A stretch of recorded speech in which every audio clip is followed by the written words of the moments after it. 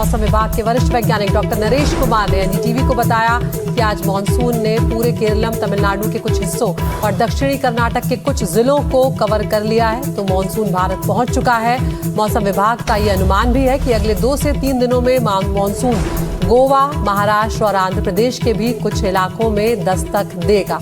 इस साल मानसून 3 दिनों की देरी से पहुंचा है। इस साल दक्षिण पश्चिम मानसून सीजन के दौरान 90% बारिश का अनुमान है, यानी कि इस साल मानसून सीजन के दौरान औसत से कम बारिश होने का अनुमान अब तक मौसम विभाग ने लगाया है। तो 3 दिनों की देरी से ही सही, लेकिन मानसून अब केरलम में दस्तक दे चुका है। तस्वीरें बेहद खूबसूरत यहाँ पर, और केरल के अलावा तमिलनाडु के भी कुछ हिस्से जहाँ पर मानसून पहुंचा है, दक्षिणी कर्नाटक के भी कुछ जिलों को यहाँ पर मानसून ने छुआ है।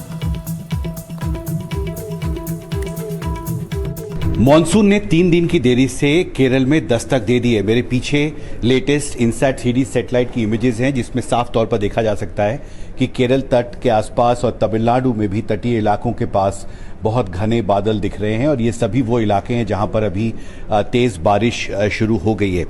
लेटेस्ट जो मॉनसून मैप जारी किया है भारत मौसम विभाग ने, उसमें भी ये तस्वीर आपको बहुत साफ तौर पर दिख रही है कि केरल के लगभग सभी इलाकों को मानसून ने कवर कर लिया है। तमिलनाडु के भी कुछ इलाकों को कवर किया है, और साथ ही कर्नाटक केरल सीमा के जो कुछ ज़िले हैं, तटीय ज़िले, उनको भी कवर कर लिया है। मेरे साथ भारत मौसम विभाग के वरिष्ठ वैज्ञानिक डॉक्टर नरेश कुमार हैं। नरेश जी, इस तस्वीर से अब साफ है कि आखिरकार 3 दिन की देरी से मानसून पहुंचा है। अभी क्या स्थिति है यहाँ?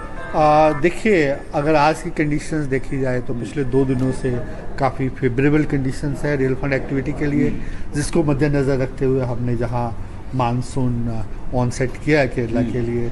मेजरली जो रीज़न ये होता है कि जो वेस्टर्ली की स्ट्रेंथ है, जो वेस्टर्ली हवाएं आती हैं, उनकी स्ट्रेंथ 4.5 किलोमीटर तक है। इसके अलावा लो लेवल में जो विंड्स की स्ट्रेंथ है उससे नीचे, वो आपका 20 to 25 नॉट्स तक है। और इसके साथ ही कन्वेक्टिव एक्टिविटी बहुत ज़्यादा बढ़ गई है, और कंटिन्यूस जहाँ पे वाइड स्प्रेड रेनफॉल हो रही है, जिसके कारण ये एक्टिविटी रहा, और जिसके कारण ये हमने अभी केरला, जैसे आपने अभी बताया कि ये हिस्से हमने केरला और ज्वाइनिंग कर्नाटका के हिस्से तमिलनाडु कवर किए हैं। और ऑलमोस्ट हमारा अनुमान ये है कि पूरा वीक ही जहाँ रेनफॉल एक्टिविटी होता रहेगा। हमारा heavy to very heavy even Kerala के लिए अनुमान है कि 12 सेंटीमीटर से ज़्यादा रेनफॉल रहेगा। और उसके साथ ही coastal Karnataka, south interior Karnataka, Tamil Nadu, इन राज्यों में, इन सब डिविजन्स में भी रेनफॉल एक्टिविटी, हैवी रेनफॉल होने का अनुमान है। और उसके अलावा जो भी मानसून है, जो बे ऑफ बंगाल का, जैसे जहाँ से नॉर्थ वे स्टार्ट होता है हमारा 20, तो नॉर्थ वे को जस्ट टच किया है, तो आने वाले दिनों में ये आगे भी बढ़ेगा, और जहां हवाओं की स्ट्रेंथन बढ़ेगी और जहां भी heavy, very heavy rainfall activity almost पूरा वीक होता रहेगा। इसको मद्देनजर रखते हुए हमारा ये अनुमान है कि मानसून कर्नाटका के कुछ और हिस्से, coastal Karnataka specifically, even Konkan को भी टच कर जाएगा। उसके अलावा तमिलनाडु के हिस्से और आंध्रा के कुछ हिस्से कवर करेगा। इसके साथ ही जहां भी 2 से 3 दिन मानसून आने का अनुमान है।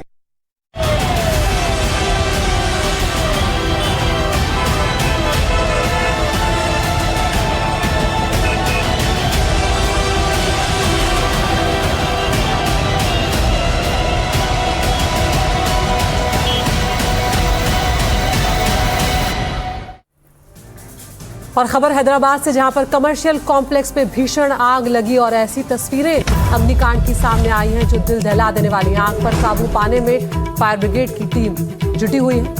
तो दिल्ली के बाद हैदराबाद से भी भीषण अग्निकांड की तस्वीरें सामने आई, जहां पर एक कमर्शियल बिल्डिंग आग की चपेट में आ गई। हैदराबाद के कमर्शियल कॉम्प्लेक्स में भी ये अग्निकांड हुआ है। आग पर काबू पाने की कोशिशें लगातार की जा रही हैं। हेलमेट का बाजार था यहाँ पर, जो जलकर पूरी तरह से खाक हो गया है। फायर ब्रिगेड मौके पर मौजूद है, आग बुझाने की कोशिशें की जा रही हैं, लेकिन आग तेजी से फैली है। ये तस्वीरें आप देखिए, इमारत जो है वो पूरी तरह से यहाँ पर जली हुई नजर आ रही है। हालांकि दमकल विभाग ये कोशिश कर रहा है कि जल्द से जल्द आग पर काबू पाया जा सके, लेकिन ये आग जब से लगी है उसके बाद से हेलमेट बाजार जो है वो जलकर खाक हो गया है।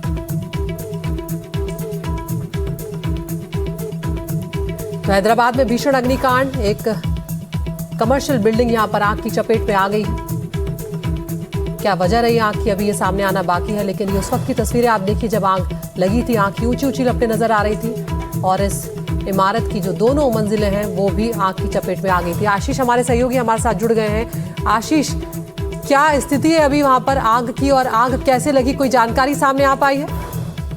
जी देखिए, आग को कंट्रोल में कर लिया गया है, आग बुझा ली गई है, लेकिन अब बुझाने के बाद की जो सैनिटेशन की कार्यवाही होती है वो प्रशासन और अग्निशमन दल के लोग कर रहे हैं। करीब 10 जो दमकल की गाड़ियां हैं इस आग को बुझाने में उपयोग की गई। चूंकि ये भीड़ भाड़ वाला और रिहायशी और साथ साथ व्यावसायिक इलाका है, काफी भीड़ भाड़ वाला इलाका हैदराबाद का माना जाता है, आमीरपेट, उस इलाके में ये आग लगी थी। तो तुरंत प्रशासन और फायर ब्रिगेड का अमला हरकत में आया, तुरंत गाड़ियां पहुंची। पहले 4 गाड़ियां भेजी गई आग को बुझाने के लिए। क्योंकि आग की तीव्रता ज्यादा थी तो 10 गाड़ियों को आग बुझाने में लगाया गया। आला अधिकारी भी प्रशासन के, हैदराबाद सिटी पुलिस के अलावा फायर सेफ्टी के भी आला अधिकारी पहुंचे और काफी मशक्कत के बाद, करीब 2 से ढाई घंटे की मशक्कत के बाद आग को पहले काबू में किया गया और अब आग को बुझा लिया गया है। गनीमत की बात ये रही है, खुशकिस्मती की बात ये रही है कि इसमें किसी जान माल के क्षति की अभी तक पुष्टि नहीं हुई है। जो अधिकारी हैं उनका कहना है कि किसी तरीके के जान का नुकसान नहीं हुआ है।